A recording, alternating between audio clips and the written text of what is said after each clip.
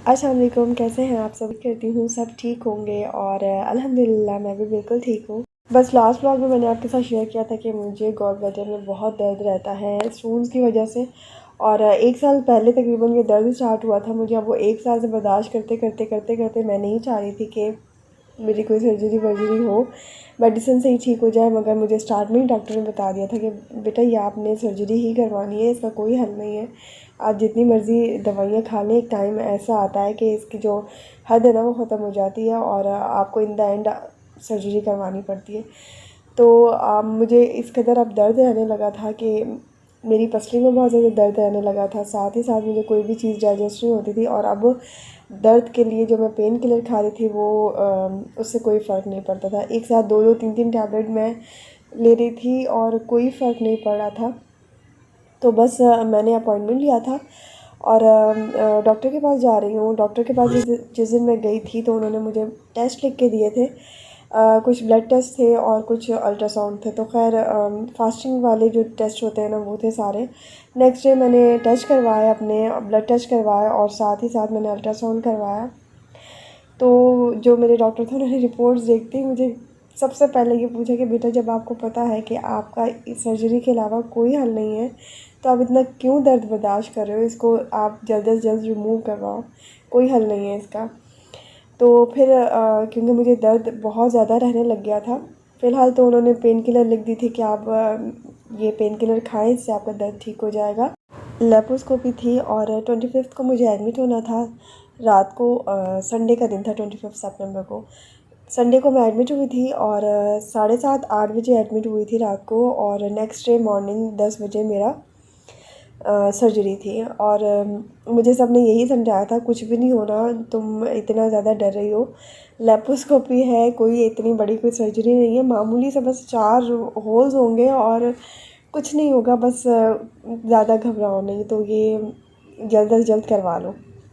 तो खैर मुझे भी थोड़ी सी हिम्मत मिली कि सब कह रहे हैं कि कुछ नहीं होना, मैं ऐसे ही घबरा रही हूँ। तो जितना मैं दर्द बर्दाश्त कर रही हूँ थोड़ा सा और मामूली सा दर्द बर्दाश्त करके ऑपरेशन करवा ही लेना चाहिए।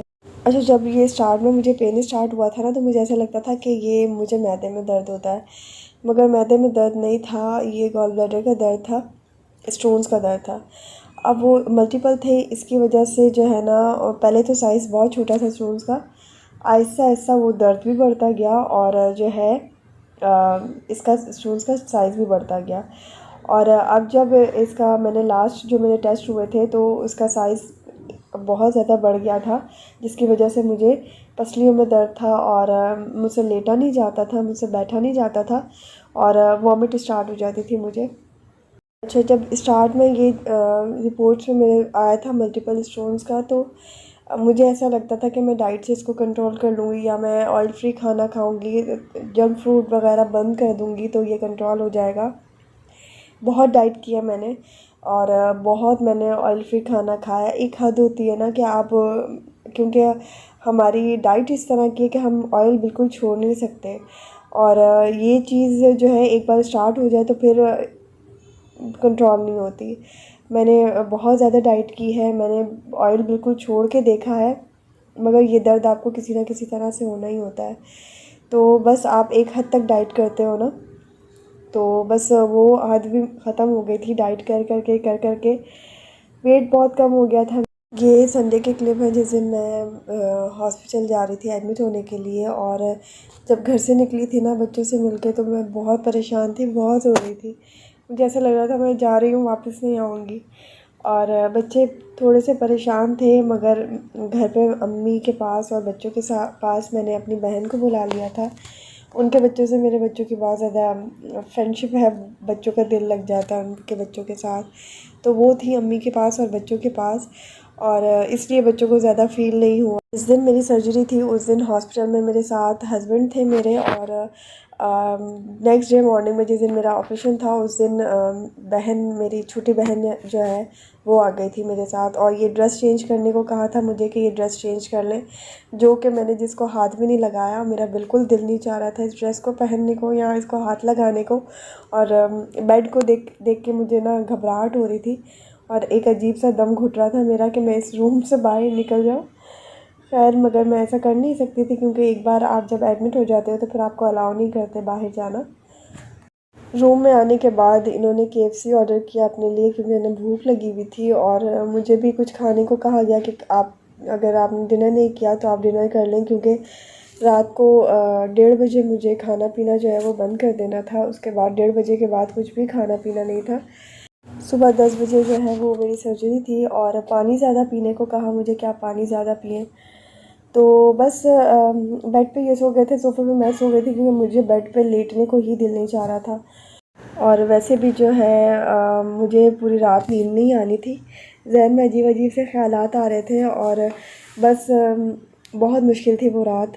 और सुबह जब मुझे रूम में बताया गया कि मुझे बस अब सर्जरी के लिए 10 मिनट में ले जाएंगे, तब मैंने जाके फटाफट चेंज किया और बहुत रोई। वो मैं ड्रेस पहन के बहुत रोई, मैं रो रही थी। और फिर इतने में मेरे डॉक्टर ने रूम में विज़िट किया, और रोते हुए देखा मुझे तो थोड़ा सा उन्होंने मुझे समझाया कि बेटा रोना नहीं है, परेशान नहीं होना, थोड़ा भरोसा रखो हम पर। तो खैर ये आंसू साफ़ कर कर आना, आंसू कहाँ रुकने वाले थे क्योंकि दिल मेरा बहुत बैठा जा रहा था। खैर मुझे ऑपरेशन थिएटर लेके गए, वहाँ मैं बहुत घबरा रही थी। एनेस्थीसिया की मेरी जो डॉक्टर थी वो मुझसे बातें कर रही थी, और बातें करते करते उन्होंने इंजेक्शन लगाया। फिर उसके बाद मुझे नहीं मालूम कि मैं कहाँ हूँ कहाँ नहीं हूँ। जब मुझे होश आया तो मैं रिकवरी रूम में थी, और जो मेरा गॉल ब्लैडर और जो स्टोन्स थे वो मेरे हस्बैंड को दिखाया गया कि ये बायोप्सी के लिए भेजा गॉल ब्लैडर, और स्टोन्स जो है वो अलग एक बॉटल में डाल के दे दिए थे। और स्टोन्स का जो साइज़ था ना, एक जो स्टोन जो है ना उसका साइज़ मैं तकरीबन अखरोट का साइज़ कितना होता है वो उतना साइज़ था, और एक बड़े साइज़ का था, और बाकी के जो 4 स्टोन्स हैं वो छोटे छोटे थे। और मुझे जो दर्द की वजह भी जो थी ना वो यही था कि स्टोन्स का साइज़ बहुत बड़ा हो गया था। और जितना आपको वो कट लगा के वो जो सर्जरी करते हैं, लेप्रोस्कोपी करते हैं, थोड़ा सा साइज़ बड़ा इसी वजह से करना पड़ा क्योंकि मेरे स्टोन्स का साइज़ बड़ा। स्टोन्स का साइज़ जितना बड़ा होता जाएगा आपका ऑपरेशन, आपका जो लेप्रोस्कोपी वाले जो प्रोसेस है ना वो आपके लिए थोड़ा मुश्किल होता जाएगा। खैर जब ये डायग्नोज हो तभी आप सर्जरी करवा लें तो ज़्यादा बेहतर है, तब चीज़ें इतनी मुश्किल नहीं होती जितना उसको थोड़ा बढ़ाकर, स्टोन का साइज़ बढ़ाकर जितना चीज़ें मुश्किल होती हैं। खैर 7 घंटे के बाद मैंने खाना पीना स्टार्ट कर दिया था। वॉक करने के लिए मुझे कहा था। एक हफ़्ता जो है वो उन्होंने डॉक्टर ने मिर्चें वगैरह स्पाइसी चीज़ें मना की थी कि नहीं खाना, नरम ग़िज़ा खानी है। तो बस मैंने दलिया, सूप और जूस वगैरह और फ्रूट्स का मैंने ज़्यादा इस्तेमाल किया। अभी भी जो है मैं ऑयल का इस्तेमाल कर रही हूँ, घी का इस्तेमाल कर रही हूँ थोड़ा थोड़ा, और नमक मिर्च भी मैं खानों में जो है ना अभी फ़िलहाल हल्की ले रही हूँ। मगर लेप्रोस्कोपी को 2 हफ़्ते हो गए हैं तो मैं अब नॉर्मल रूटीन के जो खाने होते हैं उस तरफ आने स्टार्ट कर दिया। रोटी खा रही हूँ मैं, बीच बीच में सालन का इस्तेमाल कर रही हूँ, सब कुछ खा पी रही हूँ, अल्हम्दुलिल्लाह सब कुछ ठीक है अब। और खाने पीने को वैसे ही मेरा दिल नहीं चाह रहा, फ्रूट्स पे ज़िंदा हूँ। आजकल मेरा वेट बहुत कम हो गया है, वीकनेस बहुत ज़्यादा हो गई है मुझे, और आराम आराम से वो भी ठीक हो जाएगी। अब चीज़ें जो है ना नॉर्मल होती जा रही हैं, और अल्लाह का शुक्र है। बस हॉस्पिटल डिस्चार्ज होने के बाद हम लोग अज़ान को स्कूल से लेने चले गए थे क्योंकि हॉस्पिटल के साथ ही अज़ान का स्कूल था। और एक दिन के बाद मुझे डिस्चार्ज कर दिया था, और जो स्टिचेस हैं वो डिज़ोल्व होने में 2 हफ़्ते लगते हैं। आज का ब्लॉग कैसा लगा कमेंट करके ज़रूर बताइएगा, और आप चैनल पर फर्स्ट टाइम आए हैं तो चैनल को ज़रूर सब्सक्राइब कर दीजिएगा, रेड बेल आइकन को प्रेस कर दीजिएगा। अपनी बहुत सारी दुआओं में याद रखिएगा। मिलती हूँ आपसे एक न्यू ब्लॉग में, तब तक के लिए टेक केयर, अल्लाह हाफ़िज़।